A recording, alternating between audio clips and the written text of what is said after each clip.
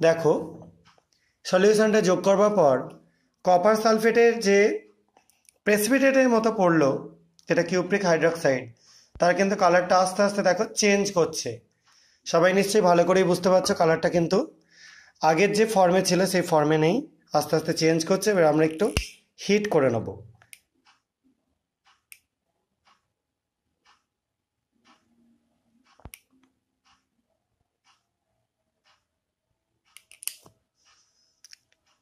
এবার একটা glass rod দিয়ে একটুখানি জাস্ট নাড়িয়ে নিচ্ছি। দেখো, দেখতে পাচ্ছ কালারটা পুরোপুরি চেঞ্জ করে গেল। এবং যেটা তৈরি হলো সেটাকে বলা হয়ে থাকে বাইইউরেট কম্পাউন্ডস। প্রোটিনকে কনফার্ম করবার জন্য একদম দারুণ সুন্দর একটা কনফার্মেটিভ টেস্ট। এটা থেকে তোমরা কালারটা দেখেই বুঝতে পারছো, এটা এসে গেলে একদম কনফার্ম হয়ে যাবে যে প্রোটিন স্যাম্পেল আছে।